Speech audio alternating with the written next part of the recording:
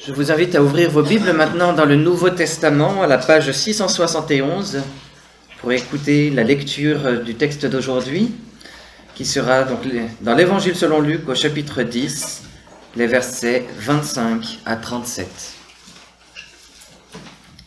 Donc page 671 dans le Nouveau Testament, nous lisons Luc, chapitre 10, les versets 25 à 37.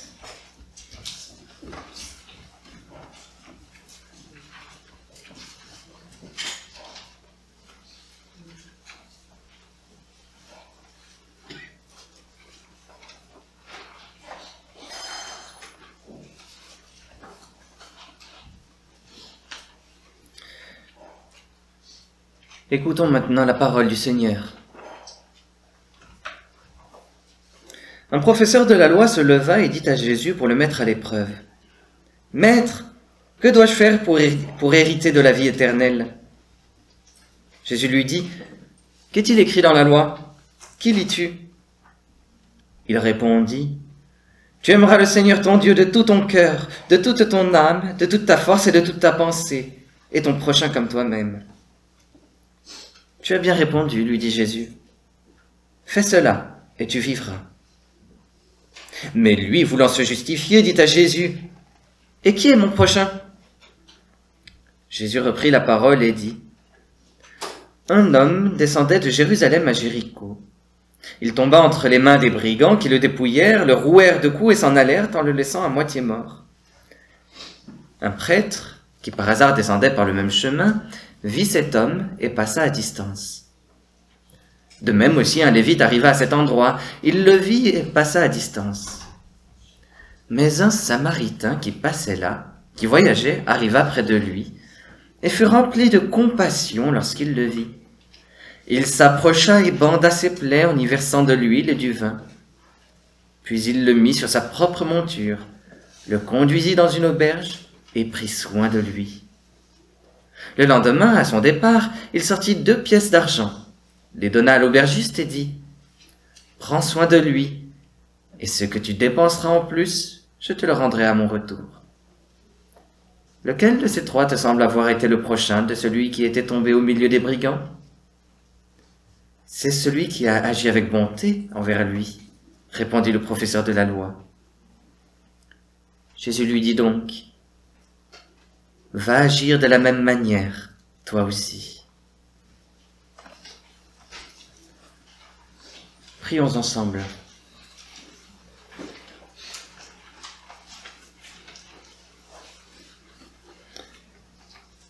Seigneur, laisse ta lumière et ta vérité nous parler ce matin. Ne laisse pas nos ténèbres le faire. Nous avons sombré dans le péché, nos âmes se sont obscurcies. Mais à ce moment-là, nous nous sommes souvenus de notre premier amour. Nous nous sommes souvenus de toi alors que nous nous égarions. Pourquoi? Parce que nous avons entendu ta voix derrière nous. Elle nous appelait à revenir. Nous l'avons à peine entendue à cause du bruit et de l'agitation de ceux qui détestent la paix. Mais maintenant, tu le vois, nous revenons tout bouleversés et avides de boire à la fontaine de ta parole. Que personne ne nous en empêche. Oui, nous venons boire à ta fontaine afin de vivre. Ne nous laisse pas vivre par nous-mêmes, nous ne saurions pas comment y arriver. Parce que si nous sommes morts à nous-mêmes, c'est pour revivre en toi. Parle-nous donc, parle avec nous. Nous croyons en ta parole, une parole pleine de mystère et de vérité. Amen.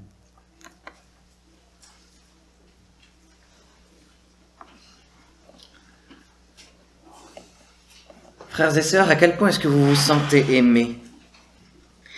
Est-ce que votre famille prend soin de vous? Est-ce que vos amis vous encouragent?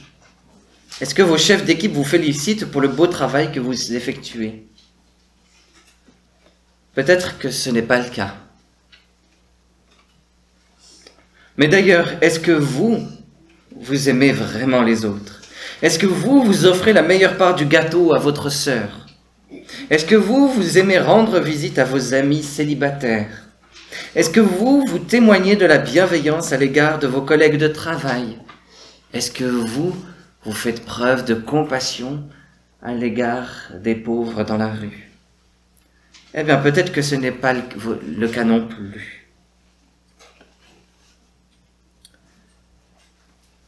Aujourd'hui, la prédication que nous écoutons est la première d'une trilogie où nous allons avancer pas à pas de l'amour à notre prochain jusqu'à l'amour à Dieu. Et oui, aujourd'hui, Jésus veut nous parler, et il veut nous parler d'amour. Jésus nous enseigne à aimer, et il nous l'enseigne de la plus belle manière qui soit. Alors, ce matin, nous allons essayer de comprendre ces réponses aux deux questions du professeur de la loi. Premièrement, que dois-je faire pour hériter de la vie éternelle? Et deuxièmement, qui est mon prochain? Dans un premier temps, au verset 25 à 28, Jésus va répondre à la première question de son interlocuteur. Cet homme est un professeur de la loi. Autrement dit, c'est un spécialiste de l'Ancien Testament, un théologien. Il connaît la Bible et il cherche à la comprendre pour mieux l'appliquer dans la vie quotidienne.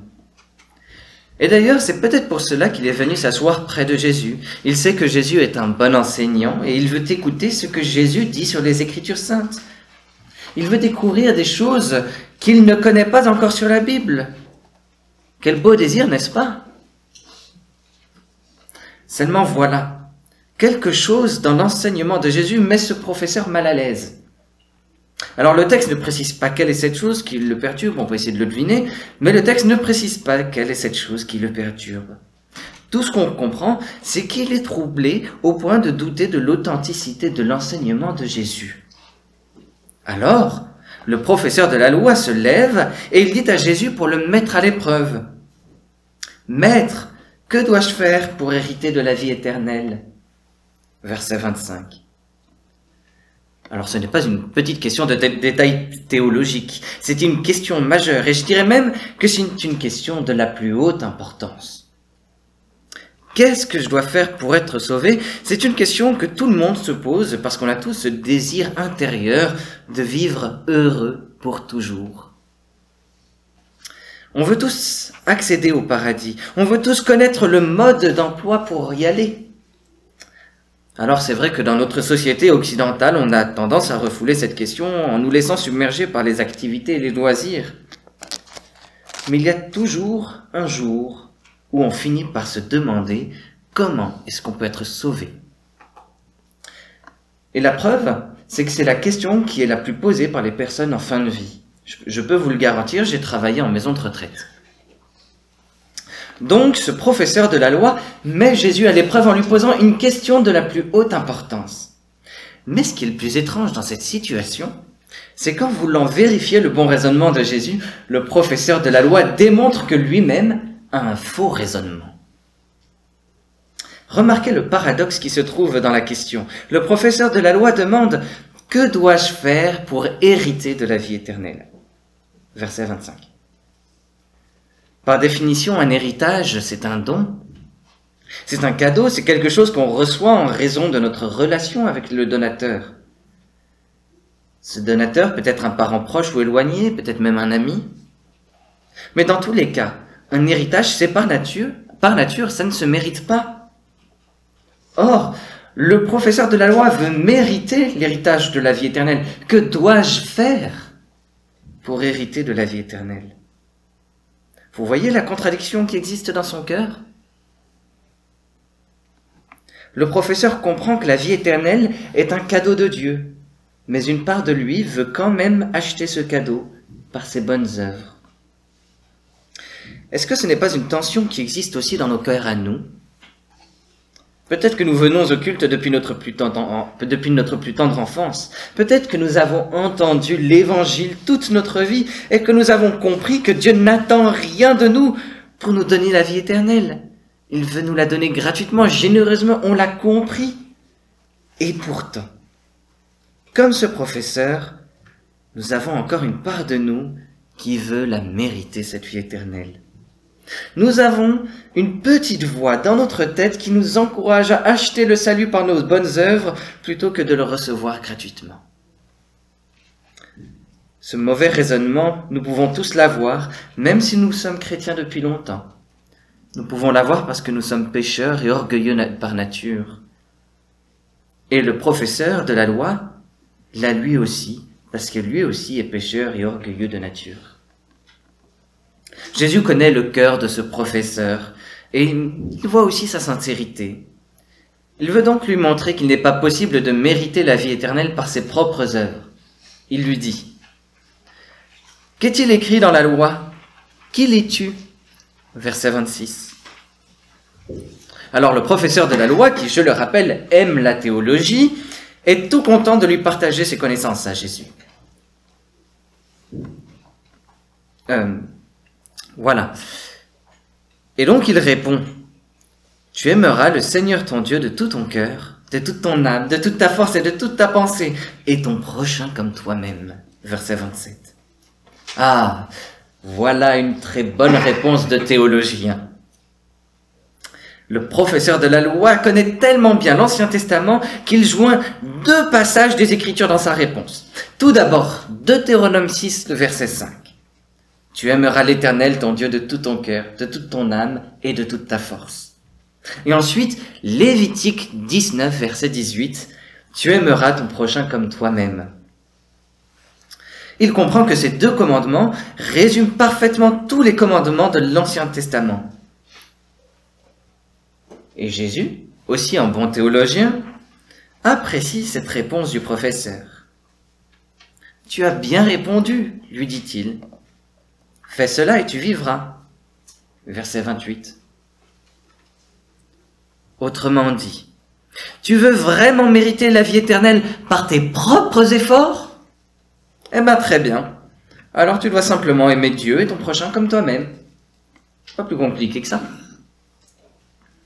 Aimer Dieu et notre prochain, c'est tout ce qui est requis pour mériter la vie éternelle. Mais nous devons le faire tout le temps et de manière parfaite. La Bible dit en effet que la personne qui obéit à toute la loi, mais qui pêche contre un seul commandement, est en faute vis-à-vis de l'ensemble.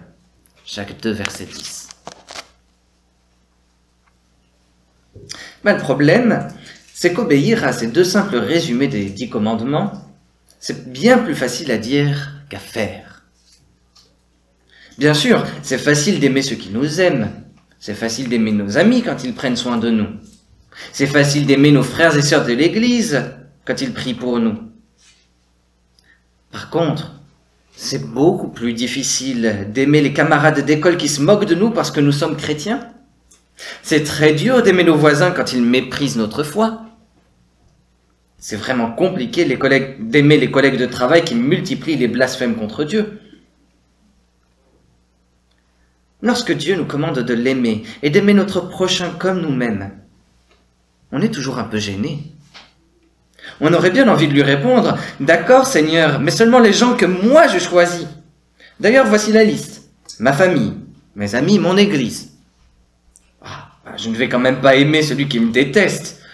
Je n'en ai pas envie. Et puis d'ailleurs, est-ce que je peux vraiment dire qu'il est proche de moi? Est-ce que je peux vraiment l'appeler mon prochain ?» En vérité, cette réaction montre que nous n'avons pas la force morale d'aimer tout le monde. Nous faisons le tri.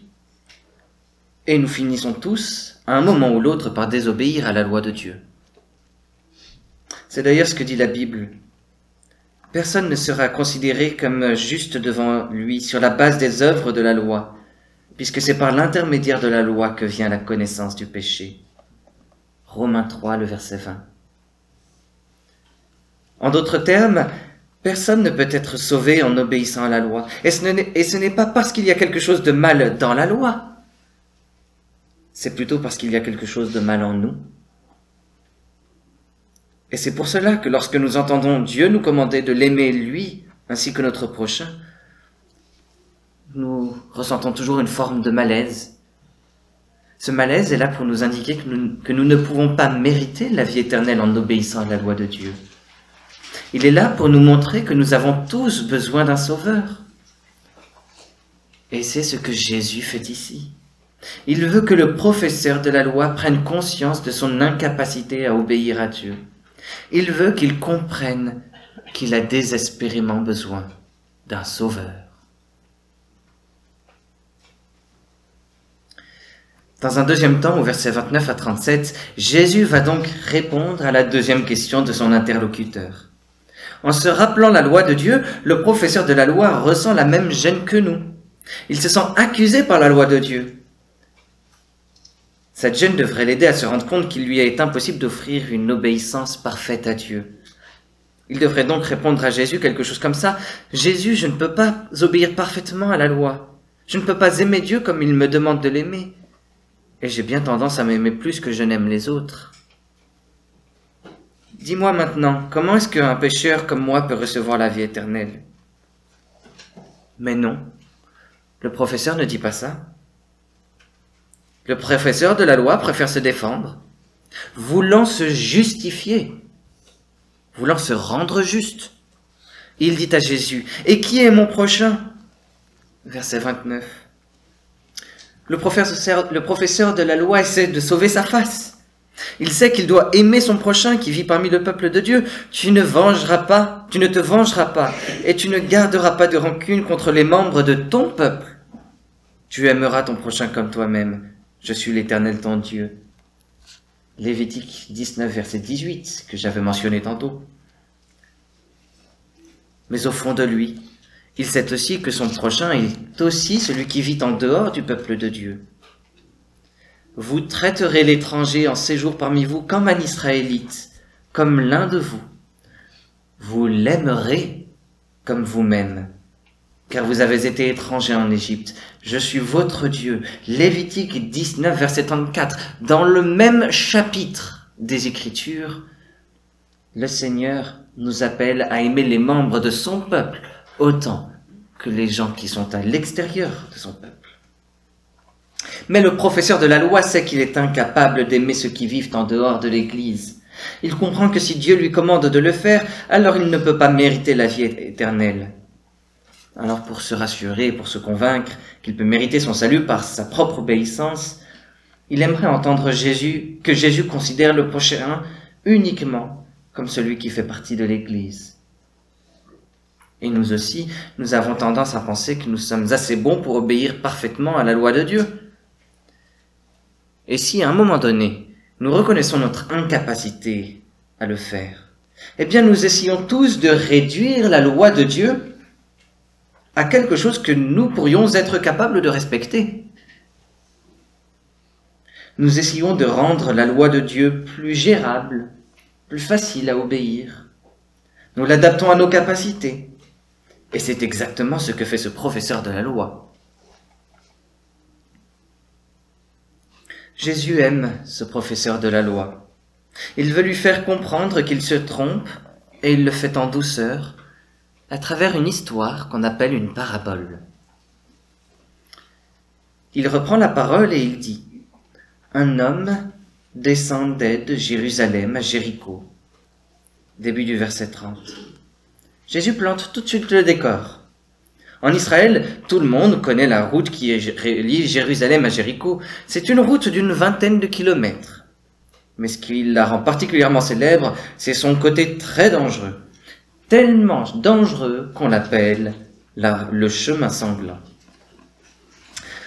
Un homme quitte donc Jérusalem. On ne sait rien de lui. On ne sait pas s'il s'agit d'un juif ou d'un étranger. La seule chose qu'on sait, c'est qu'il quitte Jérusalem pour se rendre à Jéricho. La route est escarpée. Elle passe entre les rochers, au milieu desquels se trouvent des grottes.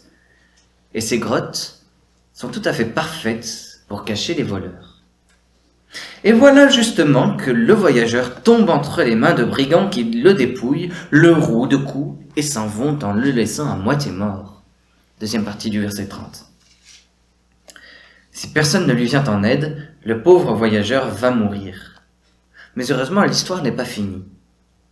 Un prêtre qui, par hasard, descend par le même chemin, voit cet homme et passe à distance.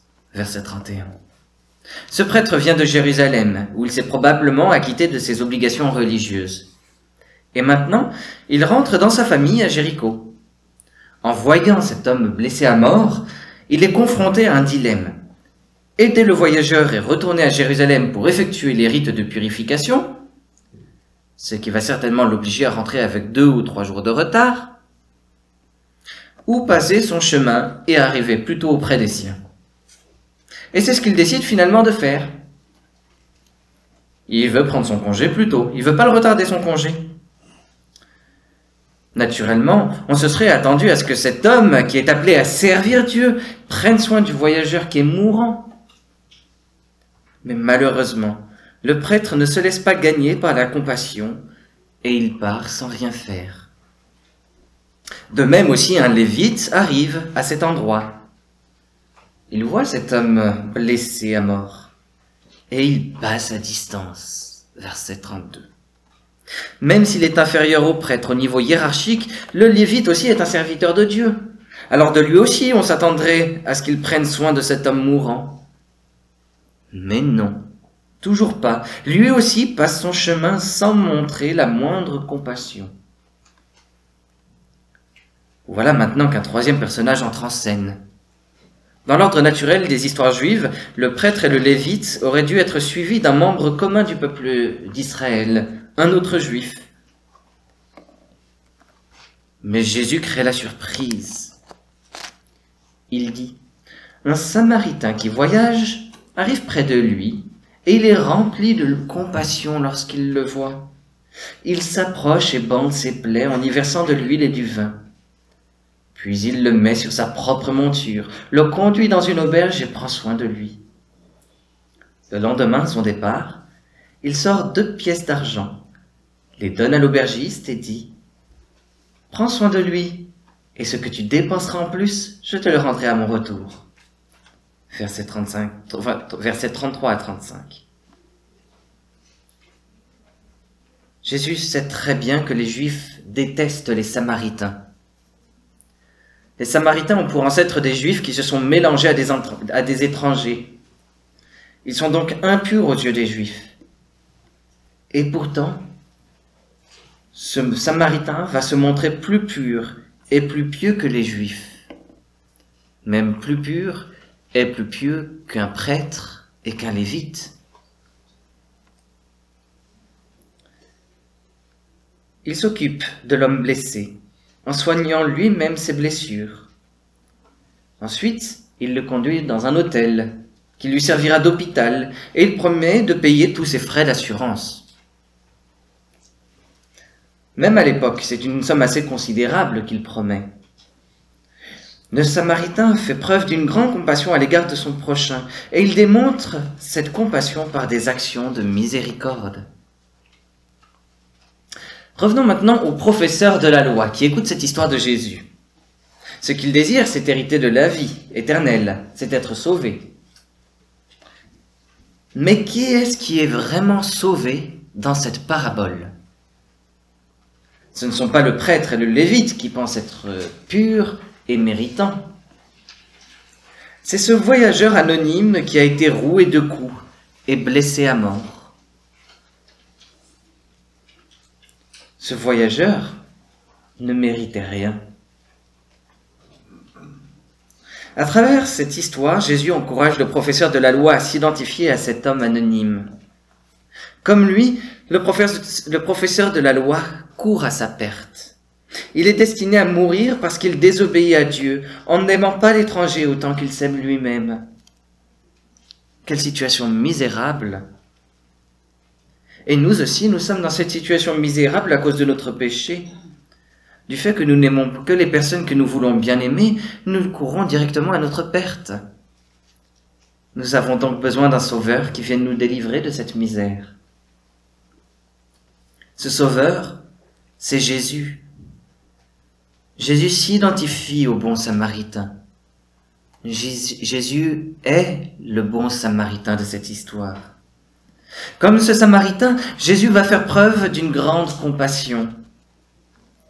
Dans les évangiles, le mot compassion est toujours relié à Jésus. Il désigne un sentiment tellement fort qu'il chamboule les entrailles. Littéralement, compassion veut dire entrailles. Jésus est celui qui fait preuve de compassion à l'égard de ceux qui sont perdus.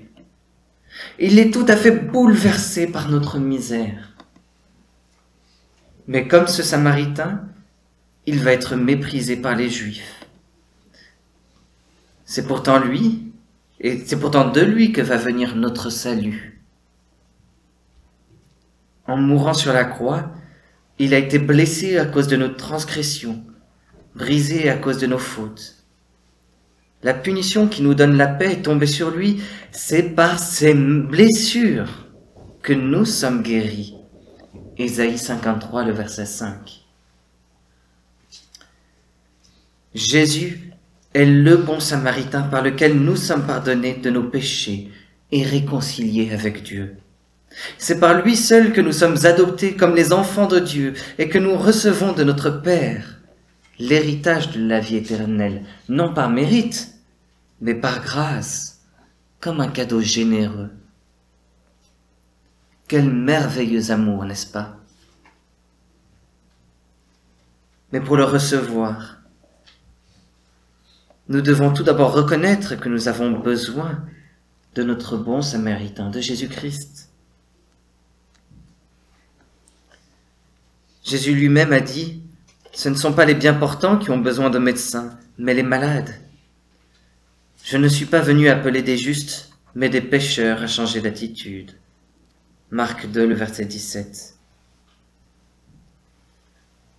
Mes chers amis, si aujourd'hui vous vous sentez malade et indigne d'être sauvé, c'est justement pour vous que le Seigneur Jésus est venu. En Jésus, c'est Dieu lui-même qui vous manifeste son amour. Mais l'histoire du bon Samaritain ne s'arrête pas là. Après avoir reçu l'amour de Jésus, nous sommes appelés à partager cet amour autour de nous. Jésus dit au professeur de la loi, « Lequel de ces trois te semble avoir été le prochain de celui qui était tombé au milieu des brigands ?» Verset 36. Le professeur de la loi comprend tout à fait ce que Jésus signifiait dans son histoire. Et il est choqué. Il ne peut pas se résoudre à répondre le Samaritain. Il a encore trop de mal à aimer cet étranger. Il n'arrive même pas à dire le mot Samaritain.